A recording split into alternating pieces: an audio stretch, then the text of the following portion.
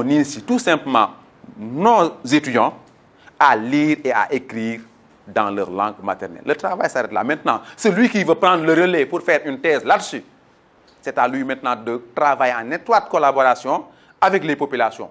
Comme ça, on aura un dictionnaire du soninké du Sénégal, une grammaire de référence du soninké du Sénégal, et peut-être même qu'il ne sera pas très différent du soninké parlé au Burkina, chez les Silankais, je ne sais pas. C'est compliqué. Je leur ai fait un cas hier. Là, ça, c'est pas la responsabilité de l'État, du ministère de l'Éducation. Ah non. L'État vous renvoie là-bas. L'État se base sur les travaux existants. Mais voilà. l'État n'a pas l'obligation de susciter les travaux. Non. Parce qu'une thèse, ça demande un investissement humain, financier, en termes de temps tellement important qu'on ne peut pas l'imposer à quelqu'un. Par contre, ce que l'État du Sénégal peut faire, mais ça aussi, ça dépend du lobbying de la communauté, c'est par exemple dire que j'offre une bourse pour quelqu'un qui voudrait faire une thèse sur le sujet. Mais généralement, il faut que la communauté soit derrière pour susciter cela. Et c'est ce que je reproche à la communauté soninké. Elle n'est pas suffisamment active de ce point de vue-là pour faire du lobbying, pour mettre sa langue en avant, alors que d'autres communautés qui sont plus petites, par exemple le Hassaniya, qui est une langue très minoritaire au Sénégal, mais la communauté était tellement active qu'ils ont réussi à se faire codifier au Sénégal.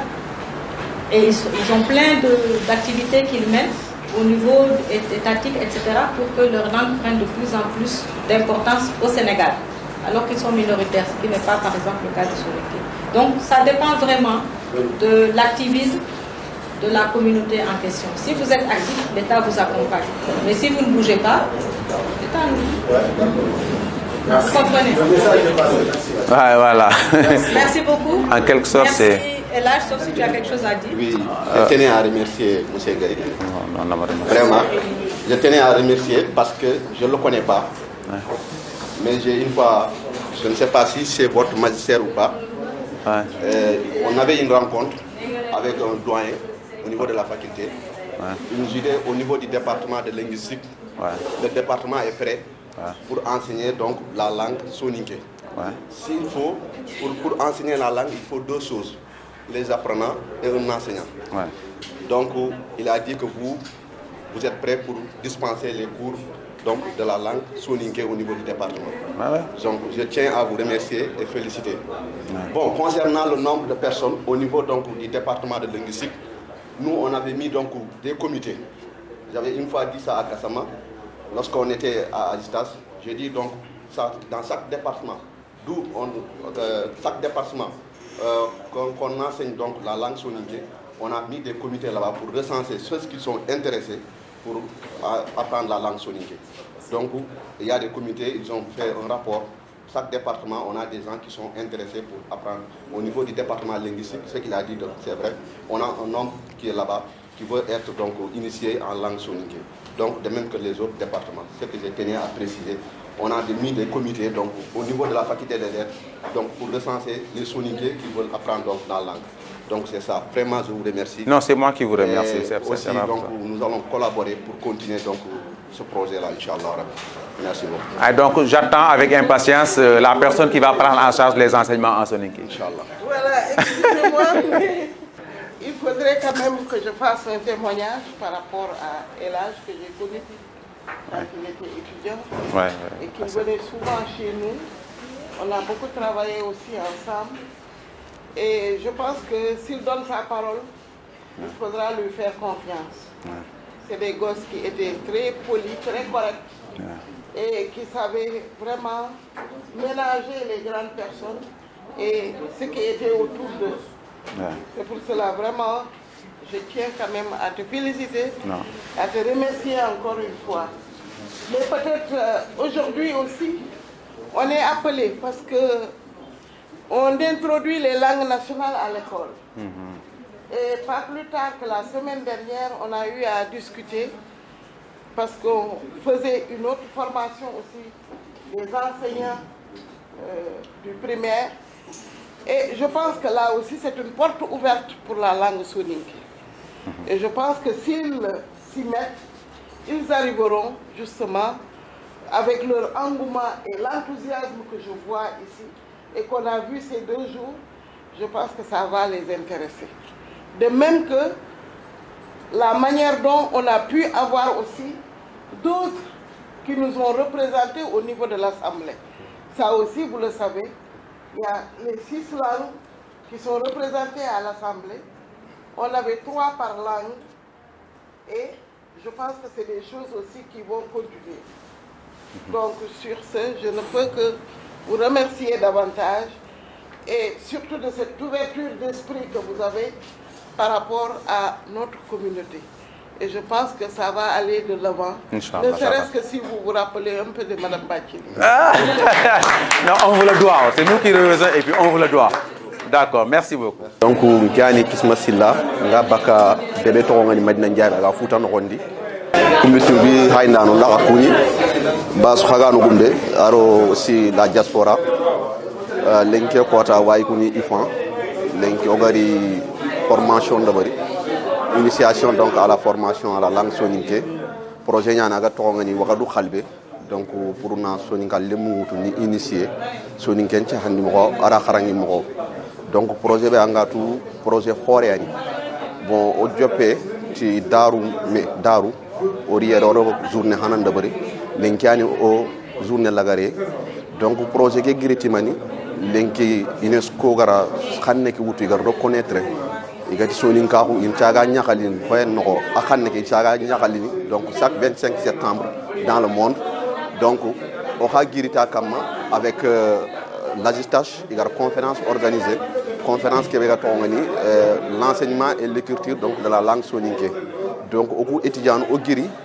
ti quand même tu on a projet ntia pour o katoro xanne ke sahar mo gombe ara ga xarangu ni mo gombe yo projet ke 2 phases phase hanan nimani formation donc des préformateurs ani kubena ngatu une frontière les toi ko sanki way ke no dingranu ko no konti donc kubena ngari yere étudiant ñani aro la commission linguistique de Ouagadougou Djida yalli gar formation ke deber donc IS agani union des élèves et étudiants soninké diga baccalauréat lo way nugu donc Sénégal no kondi agani Bambey Thiès Saint-Louis isuga yere iga kafi donc pour na formation ke deber impana aussi ono formateur ngu ar formatrice ngu oni tiga oni mama parce que gar kebe debero linki amanyo agani Ana Marie Diagne aro Sanou Diallo aro Madame Bachili il y a une formation à la disposition donc des étudiants soninké. Bon, mais projet quand même ça continue. On a au niveau universitaire. Université no na sagi donc parce que quand nous sommes ma to soninga kan lengue ko o sigitia soninké andaka kani. Il faut que les gens kane iga ken défendre iro kursum complication. Machallah, mention spéciale à Ouagadougou Djida.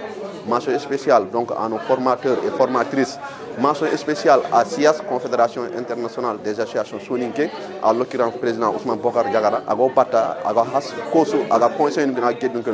Mention spéciale aussi au président de Ouagadougou Djida aussi, Odi Tiga, Odi Soumama, Or Haral Lemunchous, Odi Tiga, Odi Mam, Odi Nawani Mosir. Parce que Kiani Soninka, Ogana Giri, Ungirito o Hanen Kama, Ungirito o Damben Kama pour Ogate Lekani. Nawari aussi comme TV wa rahmatullahi wa barakatuh kumbi TV fainda nondo akhananu à travers duna moment ci wada khakuni khado kha akhinyana dome ado kha kapallema soninkara fabandanando a safandana Abdoulaye Muhammad Wage wada khakuni kunyi de sufatama wala tigana wala mamana e kendangi empalle oy kumbi TV khirsi yagaren kunyini o kapalle mando akhi yagare l'ambassadrice de Soninkara Soukeyna Boubou Ladji Diabira odan kunyi ando anka fondo anchorobancho alors kunyi dendangi empalle lenki danke meñie on alla tiga lenki do darusu talibo bego ma Sénégal monati kharalen khorobe go ma Sénégal iga tugunga gan université Cheikh Anta Diop yande meñi IFAN ni comment dirais-je institut fondamental d'Afrique noire toanonga meñi nire donc soninka lemunda meñi yere kudo ina formation dabarigati ke da formation rapide formation jewe e kudo xanne ke ga xarange mo gombe aga safine mo gombe aga konini mo gombe selon Sénégal a décret ba o ga jamane be da to ngani Sénégal décret nyana ye angana ye xanne safana kudo xanne kiga konini aga kharange kitabu nga aga safene kitabu nga il faut qu'on ait décret nyaga nunga au niveau comment dirais-je des autorités. Alors donc kubuto fili oni ken no nyaya golle ke kanan ka honga ni soroben maga agani madame Anne Diagne, alors ado madame Touré Djenaba, ado Sanou Diallo, voilà, il a kunya utu aton kadina atelier ki yani atelier ki dirigé ni.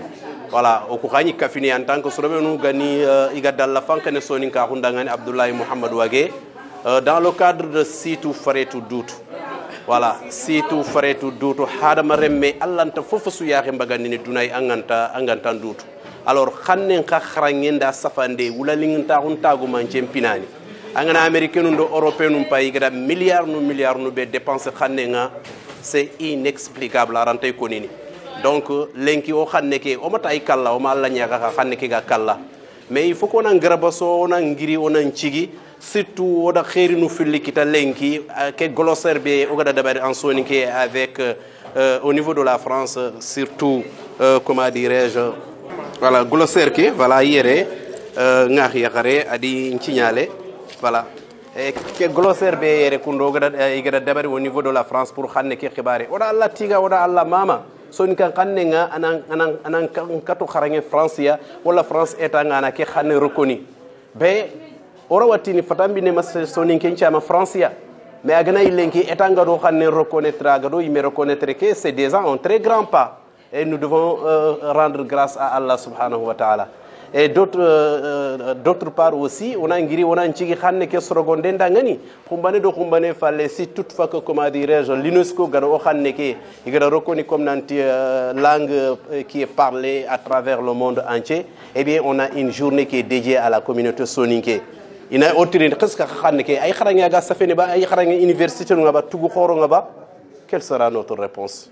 Donc ke xane ma khatanto anan kita dangani ma safandano an kita dangani ma hasandano an kita dangani quelqu'un comme cette combattante anda farouche agani sukayna bobu jabira urundu kinga duna manchura to lenki mais ke xane sababu nyani donc xane ke asrogonden tambonga ayam gombe atambon nan khawani seren choy sur summa atina to katima non aton kadilo osungiri do xane ke batenga donc vraiment oui mamandi xerxerente wala kata ikad lemnunga ikirsenga ni kisma silla ado ikafo muma manchuya parce que iya nya sababu ya lenki o gada menyere kuro oha onan kato participer ne selon au moyen an yiten kuto anci gen campagne tout le temps akafin man koya oga haju suya ona wara Sitou Faretou Doutou donc Allah gana kita ke xanne o koy fankana dangani inshallah taala ma o wuyul la garinga o Allah nya gana kuna le fait que soninkara Allah subhanahu wa taala gada takelo ku sonu ko kiten o yagani les fondateurs de Ouagadougou qui a chuté bien sûr en 1976 par les Almoravides, qui est connu dans les livres historiques, sans contestation. Modique. Passage aussi, c'est l'un des éléments de Soninkara, la Gana Wimputu. Ati, Keni Gango Nyainga, wala Katasuke na Bubu Jabira, de Soninkara, Moumanjo, Sitou Faretou Doutou, Angana Doko Benyam Paba Mach. Doko, Magadunge, Magasiki Ken Doko Gak, Hosene Ankitenga. Citation Nyan, je cite. Kenkuna Dombi Fay, Bera Fay, Sitou Faretou Doutou. Salam alaikum. Merci beaucoup. Ndaxa sukonye gelbane suga dingrebe ke toxoni Aïcha Doukouriya Golmingue ni université Cheikh Anta Diop de Dakar, département de philosophie, la licence 2. Donc aujourd'hui ke geni aga fumbe kama kenni soni ngan kanne ke formation ya aujourd'hui ke vraiment journée ani c'est enrichissant parce que il faut que tout ananyo menyatu en tant que soni ngaleme janko kunya kama na hanne ke quoi mais on hanne ke tout yen manne angana ngi hanne ko ngon nan kata safana okumani kengo maha et vraiment lenki kota ke occasion nyane oger kita au de saisi. On a su beaucoup de choses qu'on ne savait pas. Donc là, c'est une bonne nouvelle, vraiment. Parce que en tant qu'étudiante, au département de philosophie, on n'avait pas à faire des langues. Mais une fois au Guéry, L2, on était obligé de choisir des langues naturelles. Mais à notre grande surprise au daga pour na soin de berdimabe on nyahanto nyandaga pour ono langue naturelle parce que pour nous c'était une opportunité mais malheureusement au daga on a trouvé là-bas Wolof, Diola, Mandeng, Serer mais pas le soninké. On était déçus et surtout ça faisait peur parce qu'on devait choisir une matière qu'on ne connaissait pas et que ça pouvait être vraiment un échec pour nous parce que angana matière bewutu angante fotuye ala un cursus qui est bon mais heureusement on s'est donné à fond Wolof a choisi et Khara jusqu'à au 14 sessions validées mais au Québec kita expérience bi kita no ayani an kanne na ko bane feti importance na safaha donc parce que Wolof niku oro kubenigir Wolof choisi Wolof lo munyani et Wolof ke kongo nankoto okuya i muko nankoto okuya mais jankar ni ilanta safana restant femme donc ken leçon ya nanto ha ogar soni kan kanne ke tout anangi olanta safana hafumo maka har khumene ognari ogna sanskrit wala waxini benigeri igana sanskrita ina soni kan kanne kinya igeme de ma kharanga into validene donc kenyan ngan kata pasenen soni kan lo mu on a dur photo on a girdo xanne ke batte c'est très important kian se fait nga ko nga message be xayni soni kan lo mu en particulier et en général toutes les ethnies qui sont dans ce pays ethnie sugaye anankati gilli anan kaneke anna khara anna tout katambu tia fotana tunu c'est la base quand même parce que comme le dit les philosophes connais-toi toi-même avant de connaître autre chose. Connais-toi toi-même, tu connaîtras l'univers et les dieux. Donc, qui a un message venga qui n'a Hanawari.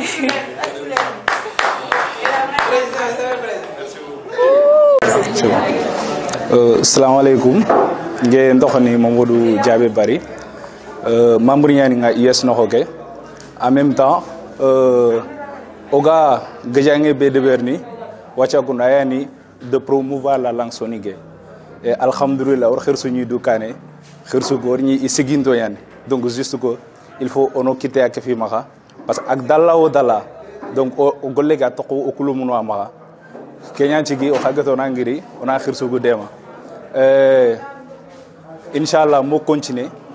Donc, Soningan Kaneke, Aga Urgin Mohobe, Aga Harangane, Tougou Horokono, Kenyan Université Serhantadio, en même temps dans les autres universités. Ado Khadi, mais pourquoi pas à l'extérieur même. Voilà. Kéyanige Maha, Djigame Ngamoul Nako, Orkhasu invité. Serusuga et Fogam Hangala contribution Sonigan Kanen Chafande, qui finit à Konginde, Hanari, Hano Dema, Ono Kitung Gofme, Sonikara Gatel Kane Mohove. Okhriseke me Arko, Ageni Wage, Ati, si tout, ferait tout, dit tout. Donc Harem Remesuga et Jimem Hanan Hau Dutunwa, Anakat. Sikidura ke un message ke ngayamul nako e orasu nawari teringandano ke fin fainano soninkara daga kane Allah ganno dema Allah ganna fini non assalamu alaikum Kumbi TV faindano ado Kumbi TV khannano nga lenkani bito filandinga daru atelier be ga joppe daru gani mardi 6 février 2024 lenki gani mercredi 7 février 2024 atelier B étudiant Soninko Koubeniga Université de Dakar Cheikh Anta Diop igade organiser na Soninkan xanneke safande nda a xarange initié pour que nga kat relais ke wutu mo be comme xagar trenka mo be émission danginte ke donc wacca wona tuna wana le munu ko trindi lenki xagada kubito fili formation ke be de bari comme daru wona famu ani be nga xama xati xana mulla bani sou xaymu mané de formation ke de bari d'abord on est à peu près une vingtaine donc à peu près tampile série de formation ke de bari et wa ikuna mulla kun tampile séro beni de formation ke de bari daru wogada akhini fili beni interviewer kenya ko itu kunna mulla bani sou tampile ni ku noxonga bani sou manga kata xari soro tammi wala tampile tan xarangunde xagana kempay xaytu nanti effectivement ide famu tuwaxu nga sankini mo xobe wacca est ce que xada simma nanti bito fili ku beni xagara de bari formation ki a wasse wala mo wasse voilà comme xagir ko mo xobe étudiant ni ko geru feki initié wa formation ko day me gildaru lenkiani dernier jour parce que bito fili en formation ki comme agir question que be poser ngot ma gebe ger kem poser nat est ce que bido fili wo sene pour xana kata de ben ndike nya ko fana ke kamuki nti parce que ke gagna xanetana añu xotono da gagna xagana français xanu ngot par exemple pour on kata français une lecture de ben il a fallu minimum 3 ans gili jardin yiga ngini cinéma élémentaire CICP C1 ana jopé xaran imagine sino karagi pour on kata ken xane ken lecture de ben mais comme soninge o yimme xane ñen 2 jours on suffit pour avoir bon, on tinora sous tout lenki, mais c'est-à-dire on a eu la base. Donc avec le temps, au yimme, au bana, tu essaies de te perfectionner, mangantala tout. Parce qu'il y a une lecture pratique, il y a une vidéo, peut-être à 100 mais franchement, les 2 jours ont suffisamment suffi pour na faut gebe tout soninkara safande ken hono lenki ko nawari yo donc ari donc anyani le munu khirse ngalenki anyani kananke anyani président yo invitation ke girti ka tankenya anga xay APS anga xay katu khirse agani Ousmane Bokar Diagana a été choisi en tant que secrétaire chargé des relations extérieures de l'APS. Donc APS ni mané, APS ni association pour la formation de la langue soninké. Donc à France. APS goro golu bene de bra sanku den taxersu.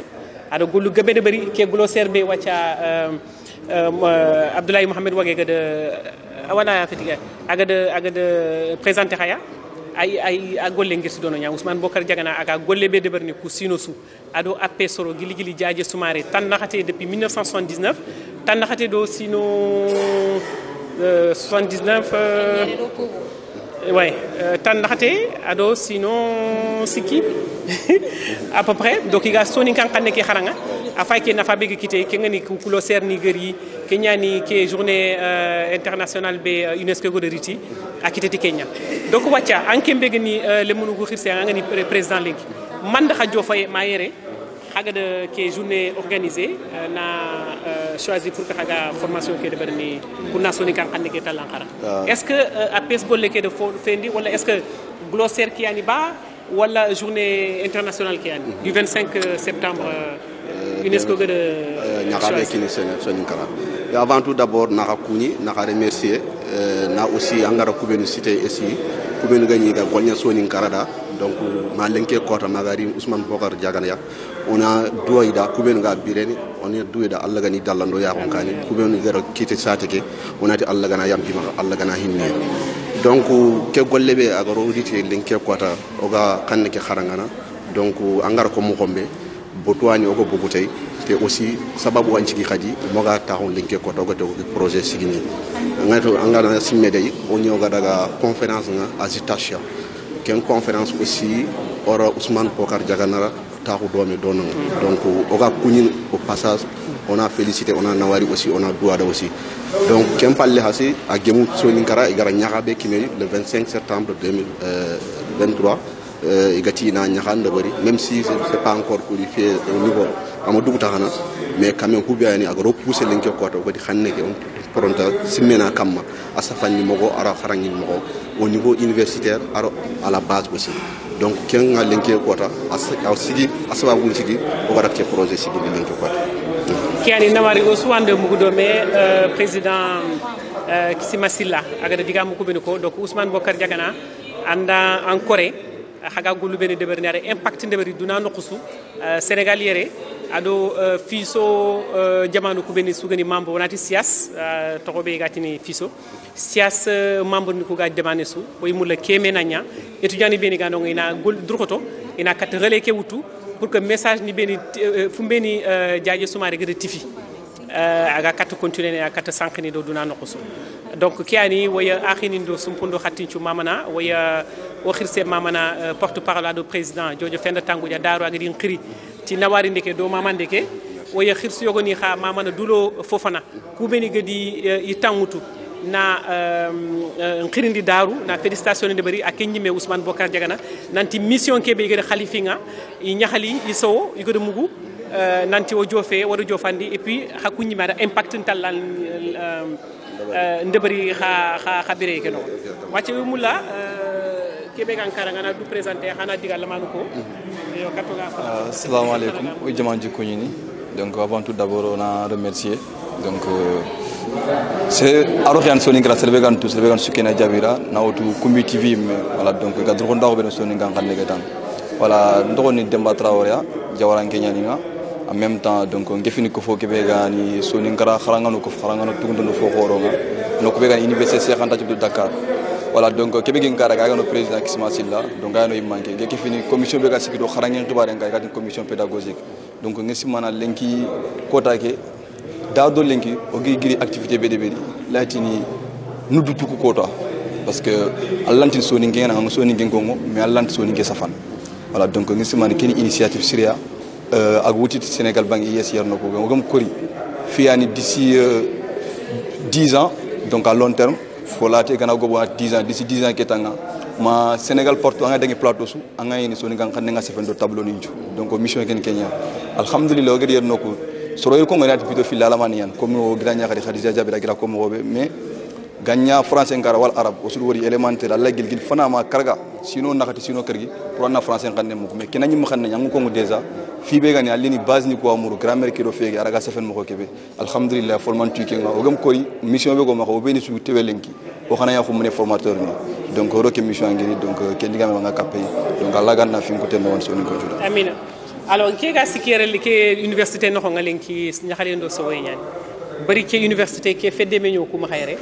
wodo Sedouma Yatere ni gada sigindi docteur Sedouma Yatere nguta sankunte taxaseru aga ñere université de Dakar wo ko ñere xaranga yere brebe o gada ke fedde sigindi soni kam fedde yara ñana ko voilà tatu ba fedde ki aga sino mané me wacca est ce que fedde ki en continuer ma wa yere ba wala fedde tan ngiri fali aga joppe xaño kuma xayere o gani université ke yere ke université bane ke soni kam fedde ñoma xa woni soni kan xamne ke xaranga xarangudino yimme parce que mbere o yimme rante danga sakati wona et puis ke patrimoine ma ñoma bari cérémonie ri naga ñoo formé né o yimme añu droxotono ke yani comme ngara ko mo be daru ngey me ñere o gni école ke so ni kalle mu ngabu ñani ma xay giri duna no ko so Mali Mauritanie France lem na ngabu yodo no nga lemunu ngiri Chine lemunu ngiri Italie xari lemnu yimaxa ga feti soninko yi ka soni kan xaran ke xaran ke mi xaran ko kebe ngaroko donc j'aimerais bien que kota xana li ke xaran ko